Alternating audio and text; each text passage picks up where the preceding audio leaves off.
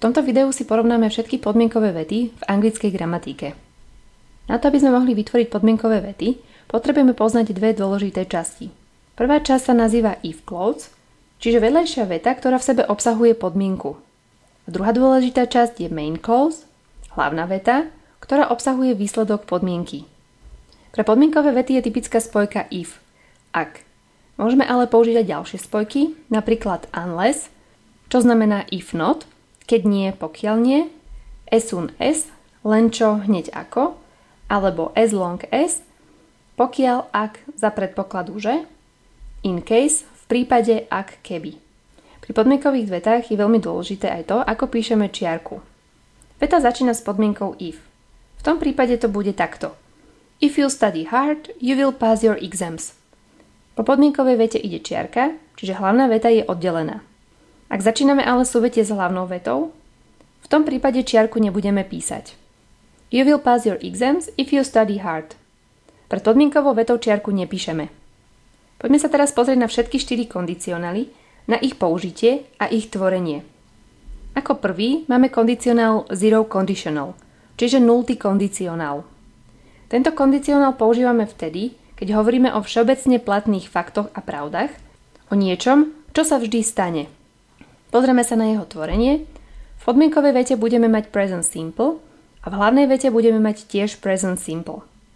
Ďalej nasleduje first conditional, čiže prvý kondicionál. A pri tomto kondicionáli hovoríme, že ak je splnená podmienka, výsledok sa uskutoční. Hovoríme o niečom, čo sa môže stať v budúcnosti.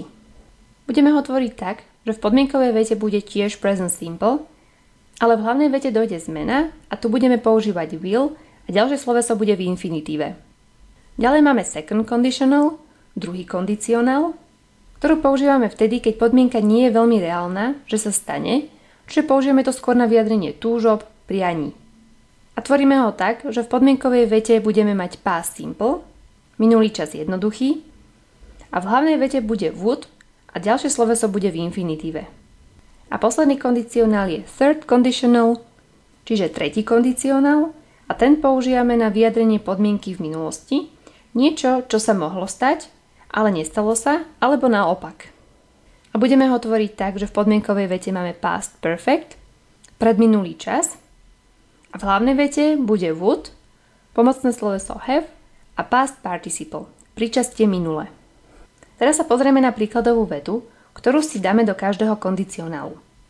V nultom kondicionáli budeme mať If I have money, I go to the shop. Túto vetu si dáme do prvého kondicionálu. If I have enough money, I will go to the shop. V druhom kondicionáli If I had enough money, I will go to the shop.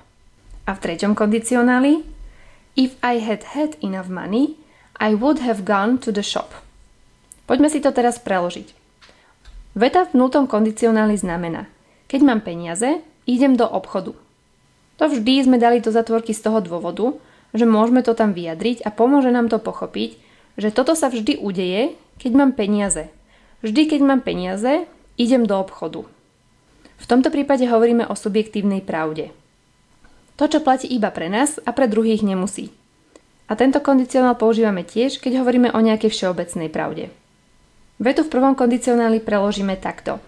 Keď budem mať peniaze, pôjdem do obchodu. Keď bude splnená podmienka, že budem mať peniaze, tak sa stane výsledok, že pôjdem do obchodu. Takže pri prvom kondicionáli je pravdepodobné, že sa niečo stane, keď sa naplní podmienka.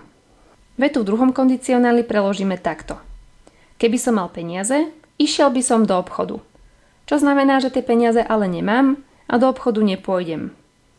Takže druhým kondicionálom vyjadrujeme niečo, čo nie je veľmi pravdepodobné, že sa stane. A veta v treťom kondicionáli bude znieť takto.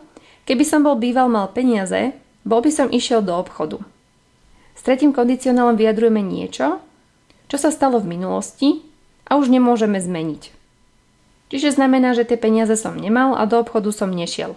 Ale keby som ich bol mal, tak do obchodu pôjdem. Tak ako vidíte ten rozdiel? Pevne veríme, že vám naša prezentácia pomôže k lepšiemu pochopeniu všetkých kondicionálov a týmto vám ďakujeme za pozornosť.